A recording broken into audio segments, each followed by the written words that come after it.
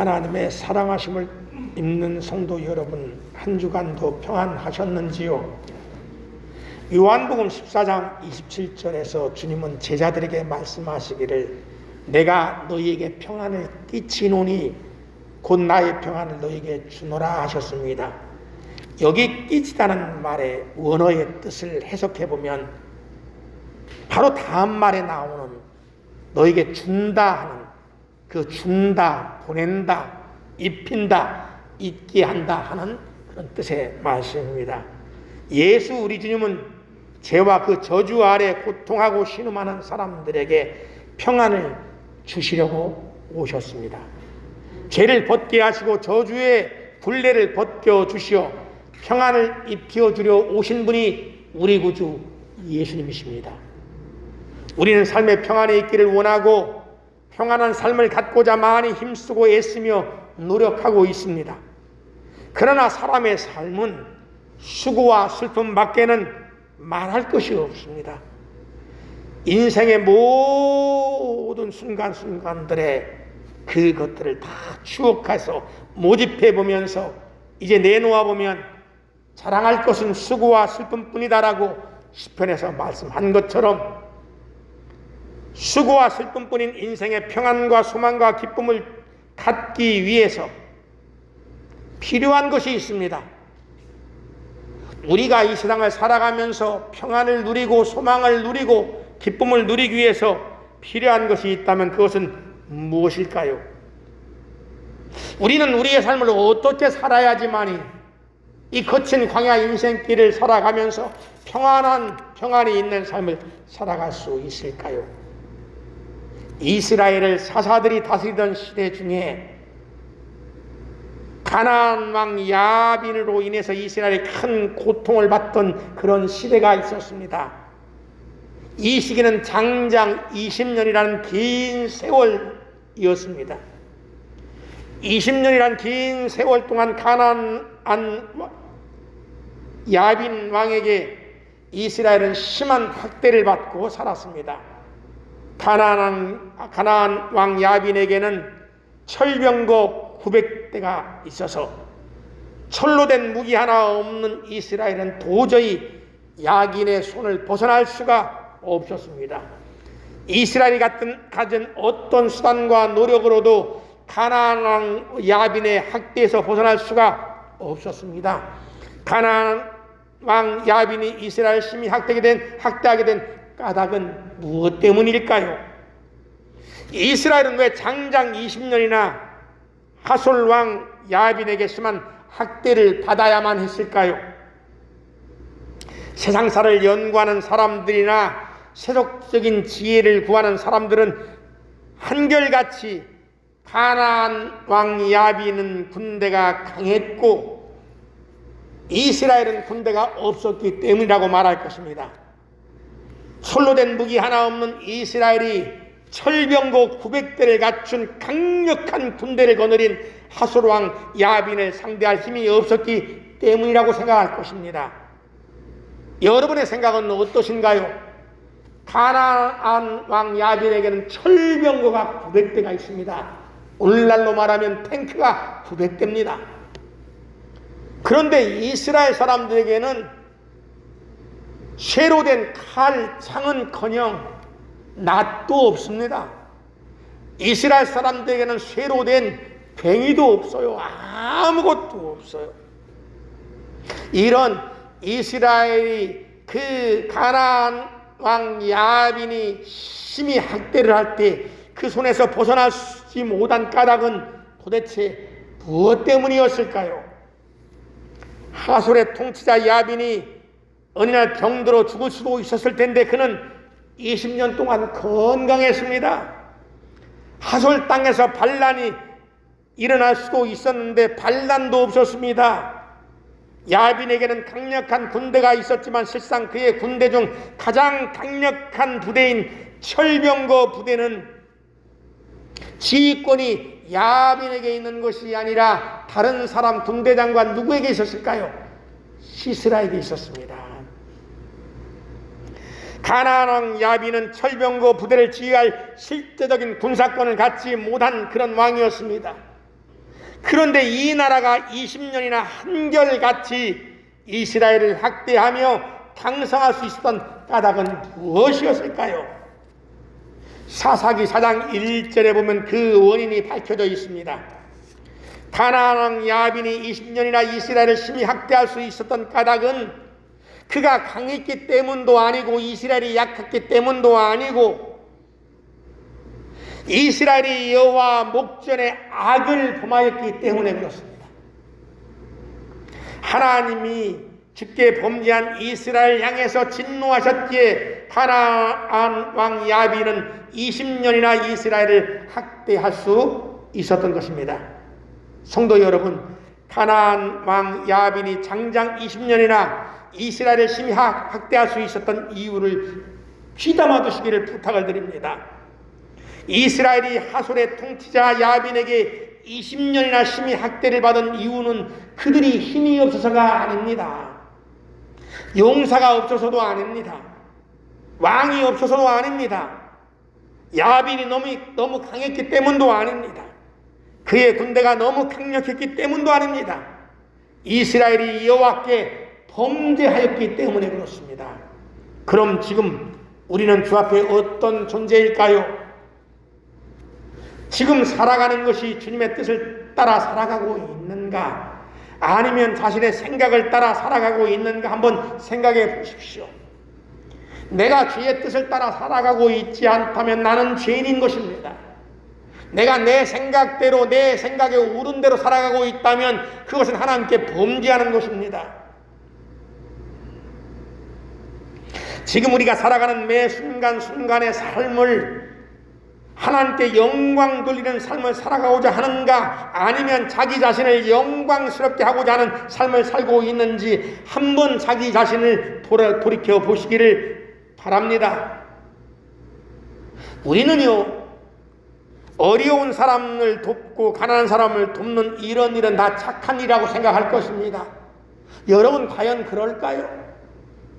어려운 사람을 돕고 가난한 사람을 돕고 힘없는 사람들을 돕는 이런 일들은 다 착한 일일까요? 이런 일은 다 하나님 앞에 의로운 일일까요?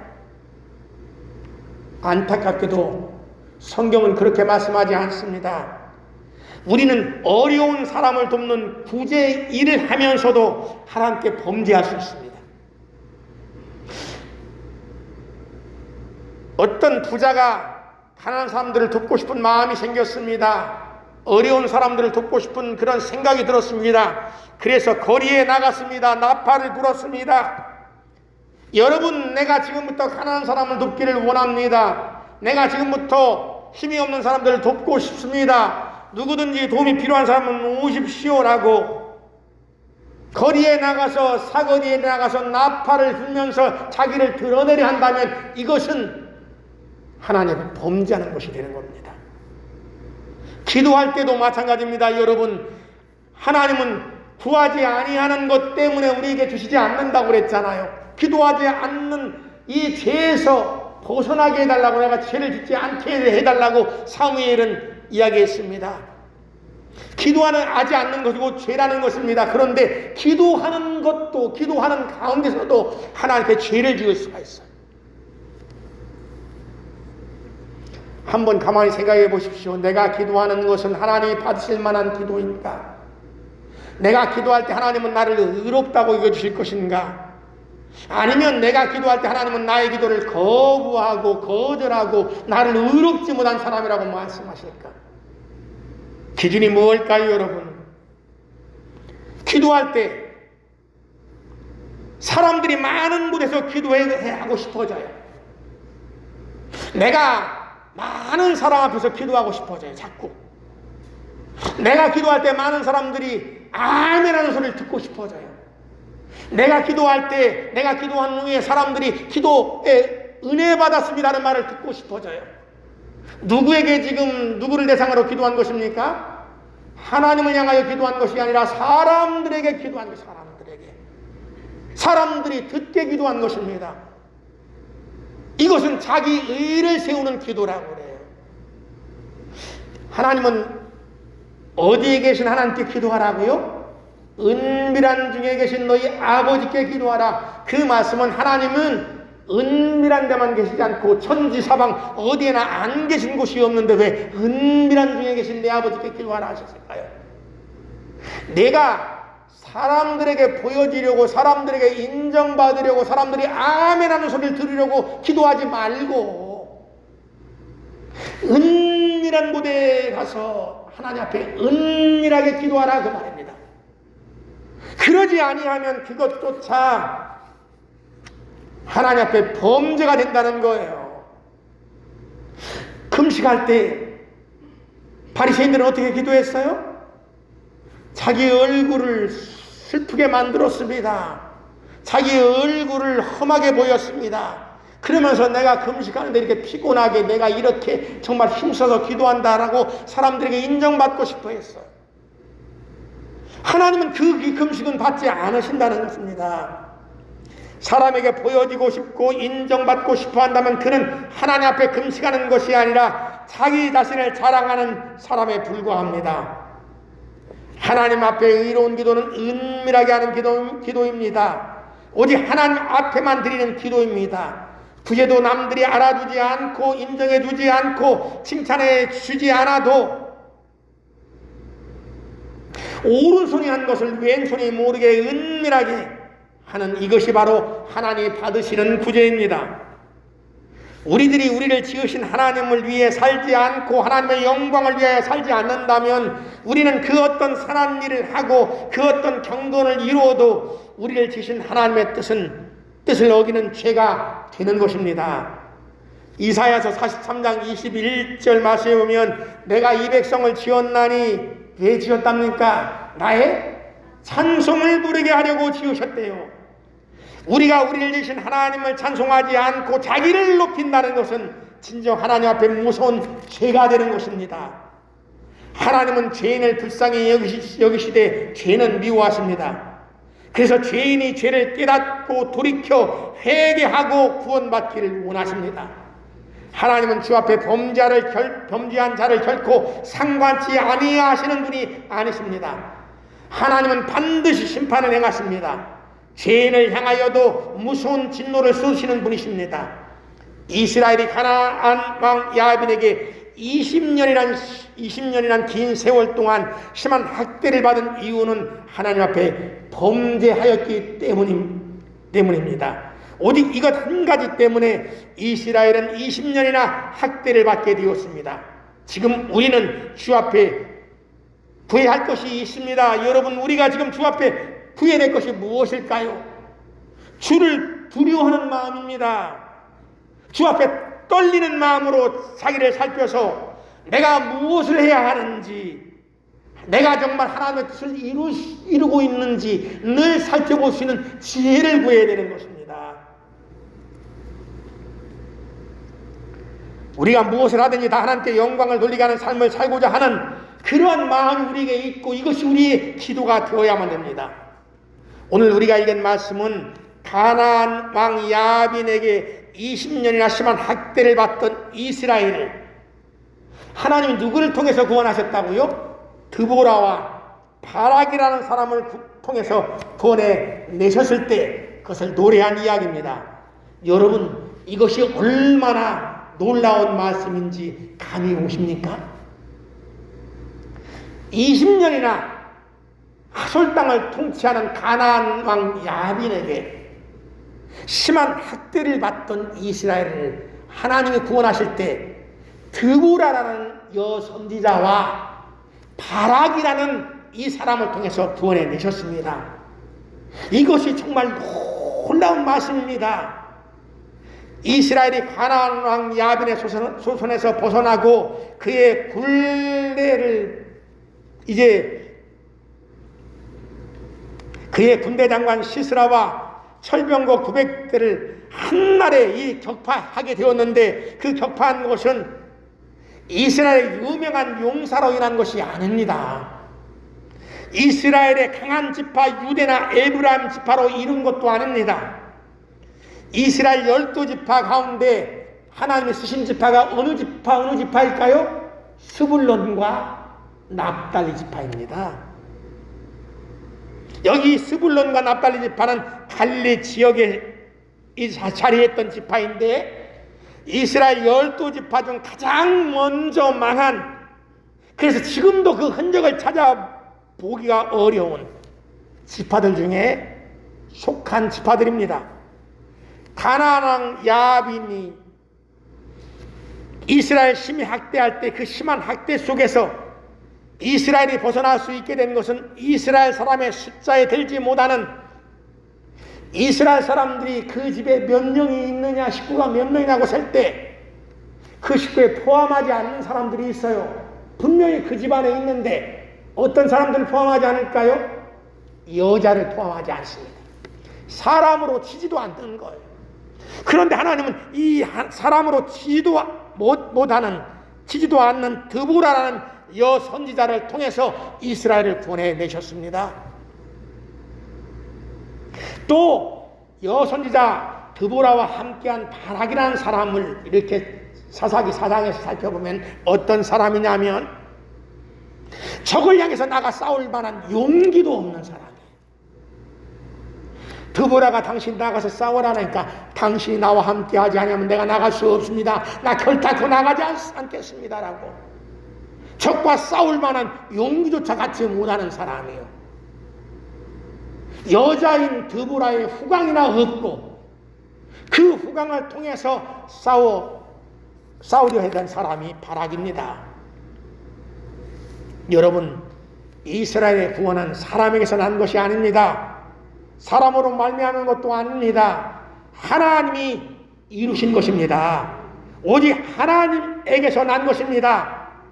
성령이 고린도전서 1장 25절에서 말씀하시기를 하나님의 미련한 것이 사람보다 지혜롭고 하나님의 약한 것이 사람보다 강하다 하신 말씀이 이루어진 구원입니다. 하나님이 가나안 왕 야빈의 손에서 이스라엘을 구원하고자 하시니 그 보잘것없는 스불론과 납달리 그 지파를 통해서도 구원이 이루어지게 되었습니다. 비겁자 바락에 의해서도 야빈의 철병거가 다 무력화되었습니다. 헤벨의 아내 야일이라는 여인에 의하여 시스라라는 이 가나안의 유명한 장군은 관자놀이에 말뚝이 박히는 비참한 죽음을 맞았습니다. 여러분, 무엇을 말씀하는 것인가요? 이스라엘이 가나안 야빈의 손에서 도저히 벗어날 수 없어서 하나님께 부르짖자 하나님이 그들을 구원해 내셨습니다. 이것은 오직 하나님이 구원해 주셨음을 증명하는 전쟁의 이야기입니다. 죄와 사망의 법에서 우리는 해방을 원하고 있습니다. 죄와 사망의 법에서의 해방을 우리 모두 원하고 있지 않습니까? 이 사망의 몸에서 벗어나기를 간절히 바라고 있습니다. 죄의 비참함에서 벗어나기를 원합니다. 필경은 모두에게 닥칠 사망에 애통함에서 해방되기를 우리는 바라고 있습니다. 성도 여러분, 사람들이 얼마나 많은 노력을 했는지 아시나요? 인류 역사 수천 년이 오는 동안 단 하루도, 아니 단 한 시간도 이 사망의 법에서 인간이 벗어나고자 노력해보지 않은 시간이 없습니다. 끊임없이 인간은 사망의 법에서 노력하려고 애를 썼어요. 죄를 이길 수 있기를 원해서 정말 여러 가지 방법을 다 동원했습니다. 의사도 학자도 과학자도 권세자도 그리고 각종 종교에서까지 인간이 죽음을 맞지 않고 죽음의 저주를 벗어버리고자 애쓰지 않은 적은 단 한순간도, 단 한 시간도, 단 1분 1초도 없습니다. 그러나 사망은 오늘도 우리 가운데 그 권세를 부리고 있습니다. 죽음이 역사할 때 사랑하는 사람들과 갈라지게 되어집니다. 죽음은 여러분 어디에서 온 것일까요? 왜 모든 피조물들은 생로병사에서 벗어나지 못하고 탄식하게 되는 것일까요? 이스라엘이 가나안 왕 야빈의 손에서 20년을 심히 학대받은 것은 그들이 여호와 앞에 악을 행하였기 때문에 그렇습니다.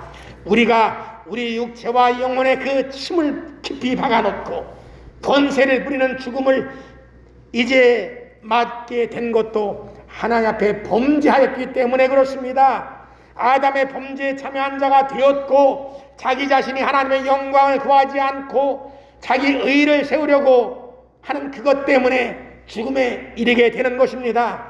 성경에는 명백히 말씀하시기를 모든 사람이 죄를 범하였음에 하나님의 영광에 이르지 못한다 하셨는데, 하나님의 영광 무엇입니까? 영생을 말하는 겁니다. 사람이 죄를 범하였음에 영생에 이르지 못한다라고 로마서 3장에서 말씀하십니다. 죄인이 죽게 되는 이유는 사람이 하나님 앞에 죄를 지었기 때문에 그래요.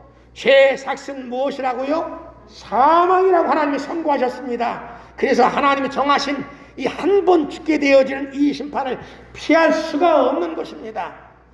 여기서 벗어날 수 있는 길이 있을까요? 죽음에서 벗어날 수 있는 길이 있을까요? 안타깝게도 우리 사람에게는 없습니다. 사람으로서는 또 사람에게서 나는 그 어떤 것으로도 죽음을 피할 수가 없습니다. 오직 하나님만이 죄와 사망의 법에서 벗어나게 해주십니다. 죄와 사망의 법에서 해방되는 길은 오직 생명의 성령의 법뿐입니다.